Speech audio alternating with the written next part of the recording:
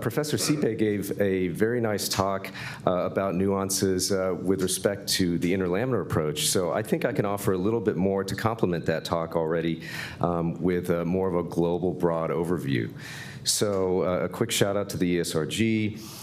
Christoph, thanks for heading this. Spine Healthy, this is, it's an incredible tool not only for clinical care of your patients, but obviously we're getting phenomenal data that I think will steer the direction of endoscopy in the States. I'm going to skip through these slides since we're running behind. You've already seen all of these. So approach nuances. When I think about a disc herniation in the lumbar spine, I'm thinking about a couple things. The first is it at L5S1 or is it above?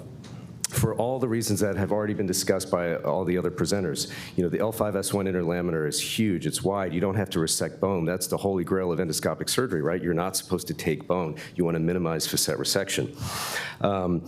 At L4-5 and above, the foramen gets much bigger. It's much more easy to access, things like that. And we'll go into this in a little bit more detail. Second thing I think about, is it a paracentral herniation or is it central? Because if it's central, there are a few nuances that you have to consider. Finally, migration, is it rostral or caudal? So L5S1, here's a case example.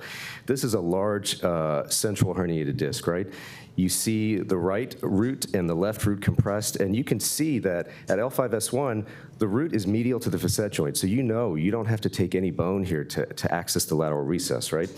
And so if you want to try and approach this from a transforaminal approach, it's very difficult. First, you have to consider the fact that at L5S1, the facet joint is super wide. And so if it's really wide, that means your tunnel into the spine is very long. So the longer the tunnel is, the more you have to be coaxial coming in with your working channel. So it's going to push you to be taking a more flatter trajectory. Number two, the aspect of the disc dorsally is actually much more dorsal. So not only do you have to come straight on in through the foramen, you have to then look more dorsal to actually see the neural structures. So all of that is going to push your working channel flatter. And so you have to think about the fact that if you're trying to push your hand flatter, what's going to obstruct you in the vast majority of patients, it's going to be the iliac crest. Hey, sorry for interrupting you, because this is a really awesome picture there. What Christoph said before, when you come in with the retractor here into lamina, like this, right? And you start to retract this nerve root, you push the nerve root,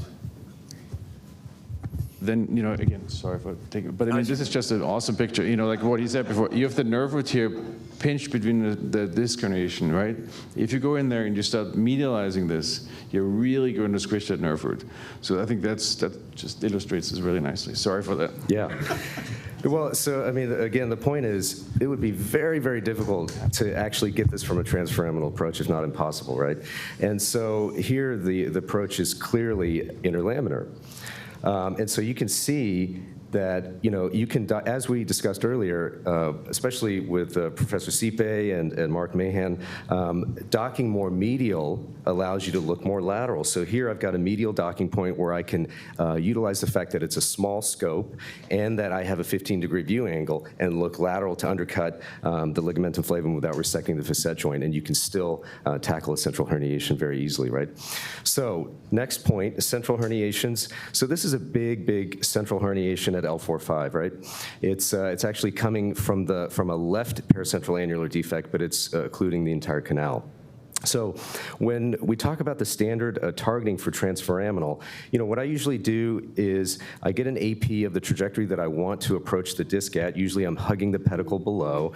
If it's a little bit more caudally migrated, I might take a more steeper angle. If it's more rostral, I take a little flatter angle. But basically I'd make an AP, and then I switch to the lateral, and then I just bring my targeting instrument, whether it's a needle or a spinal needle or Jamshidi, and I kind of walk it down this line until on the lateral projection, I'm at the tip of the spinous process. And this was already mentioned before, right?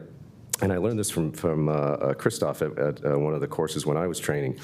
And so that's where I make the skin incision. Why do we do that, and why have we been talking about that? And how about the 8, 10, 12 markers? Well, if you think about it, in order to get into the lateral recess on any human being, you need to basically start at the level of the spinous process to get that triangulation. And so the more central you want to look, the more lateral and therefore ventral you need to start.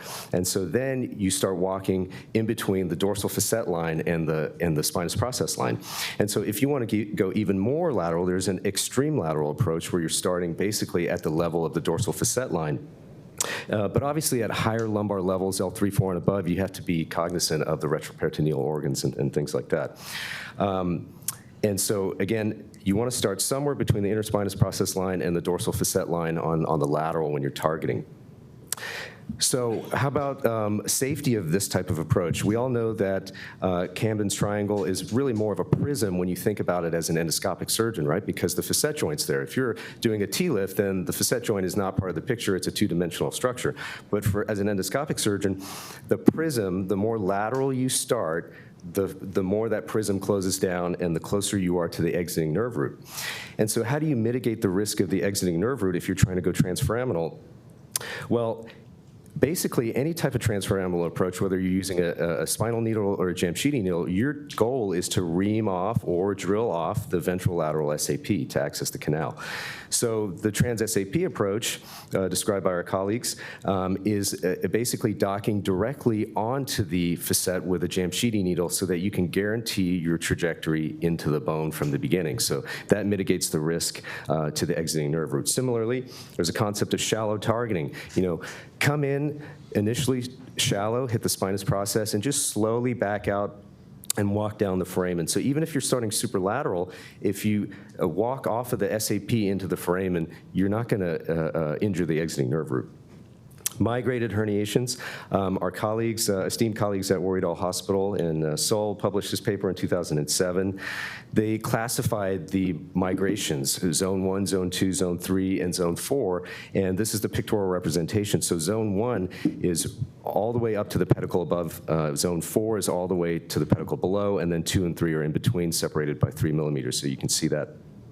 Interestingly, they looked at 116 patients, and actually only 4 and 5 patients were in zone 1 and 2. So obviously, rostrally migrated discs are a little bit more rare, but probably there was some selection bias there too as well, right? And so you can see that the majority of the patients in zone 2 and 3 did great with transforaminal approach. These were all transforaminal patients.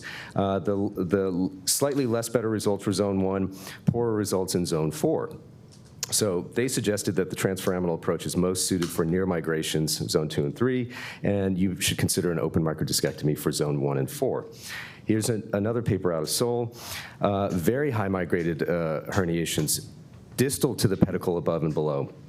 So this is a very small retrospective series, only 13 patients, but you can see that from a transforaminal approach, the only herniations that had a fair or poor outcome were superiorly migrated herniations. So I think that suggests that there's a trend that transforaminal approach is more successful for caudal migrations. Here's a nice paper on interlaminar discectomy for migrated herniations versus traditional microdiscectomy. All the results, the standard problems that we look at, much better, improved complication rates. So interlaminar endoscopy is just as good as a microdiscectomy for migrated herniations.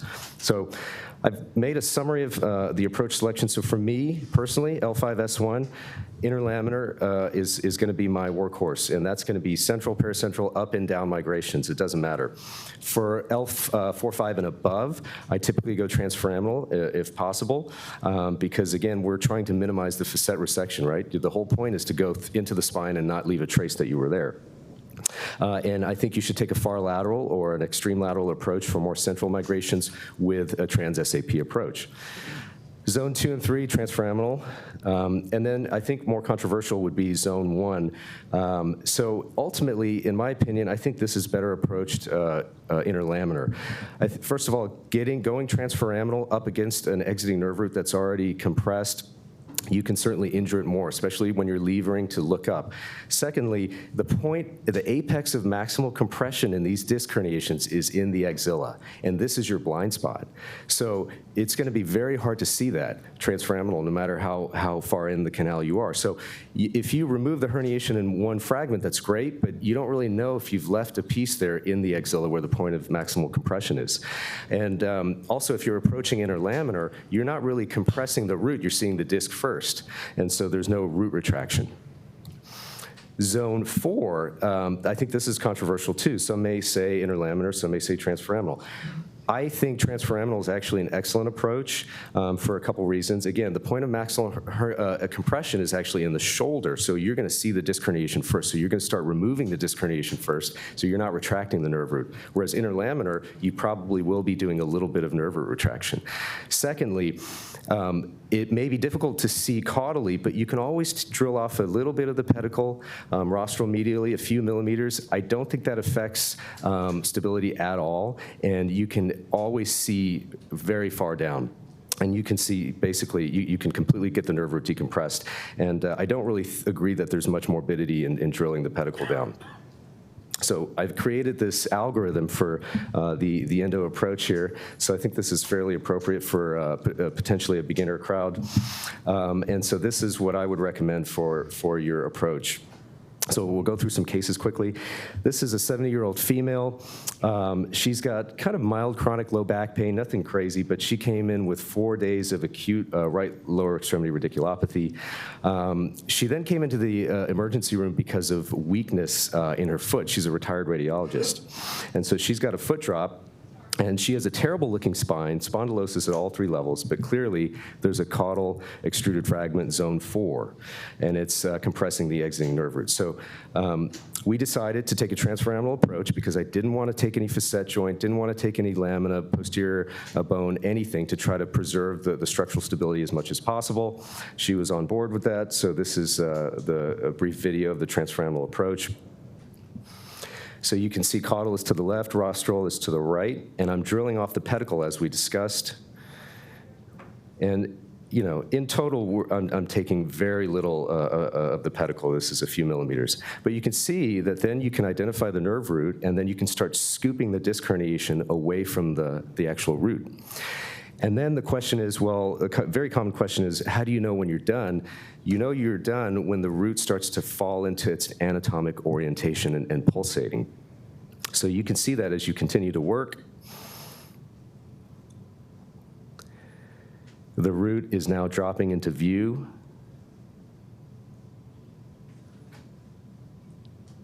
And then at the end, it's in anatomic configuration, and it's completely pulsatile.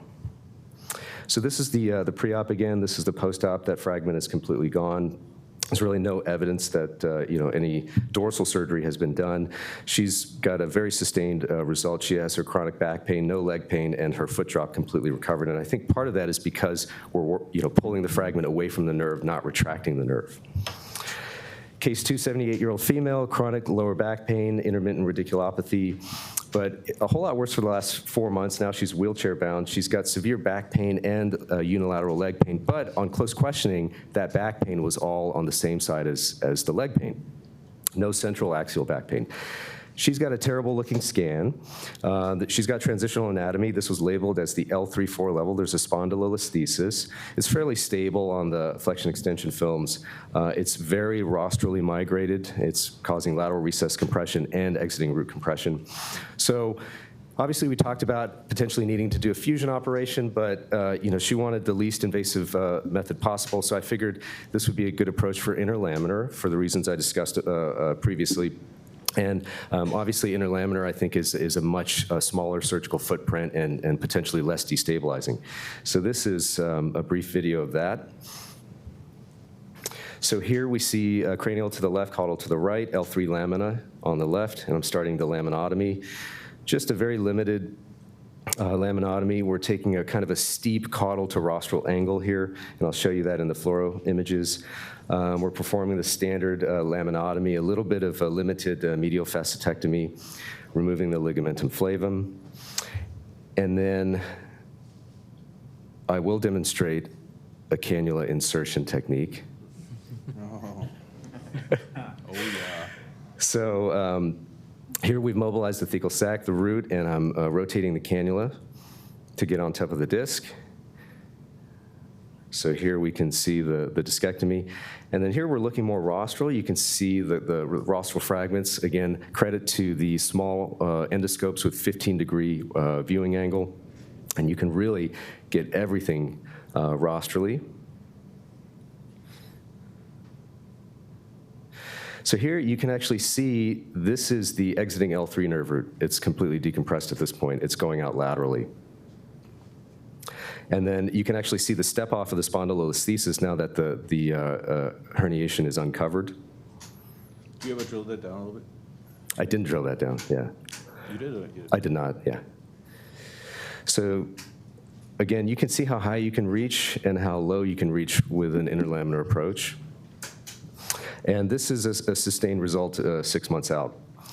So another case, this is the large central herniation I showed earlier. This is a 28-year-old man. He came in very physically active with acute, first left-sided radiculopathy, and then it migrated to the right side. And he has a right-sided foot drop, which is very interesting. He's got a left-sided paracentral central herniation with the fragment going off into the right lateral recess. So again, I wanted to approach this in a way that would not destabilize him for the future. He's 28, he's super active. Transforaminal approach I felt would be very appropriate, and I went on the side of the annular defect. So this is a left-sided approach. Here's the targeting. And this was basically an extreme lateral approach. I started very far off of the midline. Here I'm doing the foraminoplasty to just give ourselves a little bit of room. Here I'm in the lateral recess here. You can see the pedicle and the SAP, the arch of Wagner.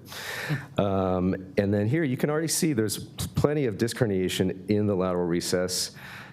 And of course, I made a little bit of an annulotomy into the lateral annulus as well to help with extraction. But you can see through a small channel, you can take out a huge herniation. And again, that's just one of several. And what's very unique and interesting about this case is you're about to see is that we're actually able to look not only in the lateral recess, which I'm showing here, so the lateral recess is decompressed, the traversing root is now visible, but I'm about to go through my little lateral annulotomy and look through the pre-existing annular fissure to the contralateral side. So you can actually see the contralateral lateral recess pulsating. So here's another view, contralateral, pulsating, decompressed.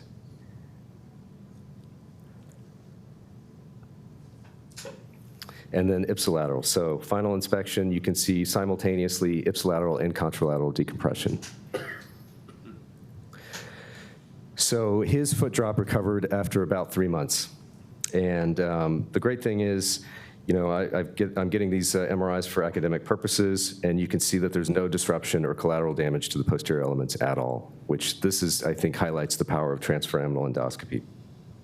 So final bonus case, an approach that we haven't really discussed, but I'm not going to ask Albert about this since he's published on this. This is a 76-year-old male. He had a prior laminectomy 16 years ago, L4 to S1. He's had a chronic mild foot drop. Now he's got this acute worsening foot drop on the left. He's basically coming in with 6 weeks with a complete total foot drop and severe radiculopathy. So this is his MRI. The T2 images weren't that great, which is why I'm putting up the T1s, but you can see the nerve roots and then the herniation that's rostrally migrated from L5S1. Here's a slice up. You can obviously see this a little bit better, right? There's a big rostrally migrated herniation. And you can see the prior posterior decompression. So we've got a zone 1 L5S1 herniation. He's got a prior L4 to S1 laminectomy, so interlaminar approach is not great. This is L5S1, so a transforaminal approach I think is pretty much impossible to reach this high. So panelists, any thoughts on approach? Can you show the MRI one more time? Yeah.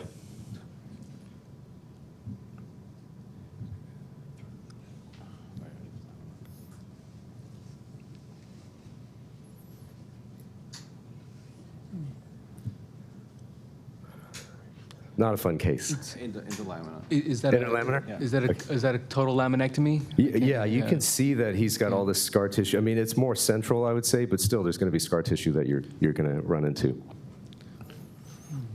We can go to the pedicle. What's that? Go to the pedicle. Transpedicular? Good. Okay, I like it. Okay, so based on my AP targeting, what approach do you think I took here? This is my AP targeting line. So transpedicular, right. So here's a complete transpedicular approach. You can see we're completely through the pedicle, reaming, cannula placement. You know, this is a big pedicle, and I don't think you're causing any destabilization by doing this. So you can see the rostral, or the medial, and the rostral and caudal reach. Here's the video. So we're completely inside the pedicle here.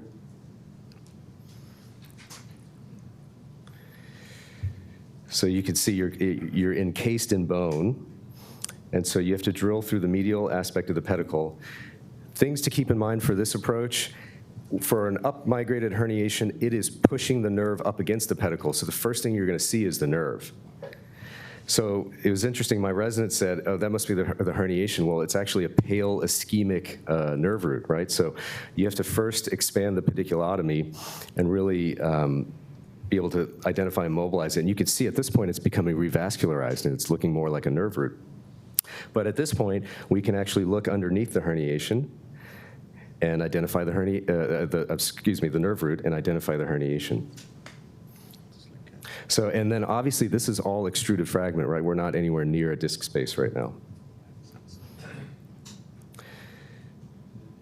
So you can see it's very easy to then kind of expel the herniation into the path of least resistance, which is into your endoscope.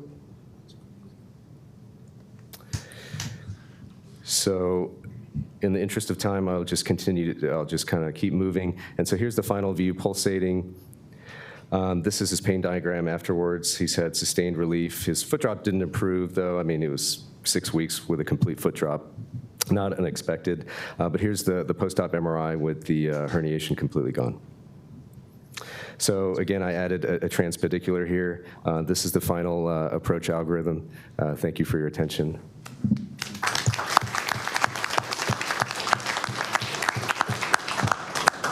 How much of your drilling was through the endoscopic drill, and how much was through the initial reamer? For the transpedicular approach, I pretty much did Yes. all of that. I reamed all the way to the medial border of the pedicle, and then I just finished it off with the drill. Yeah. There's no concerns about pedicle fracture?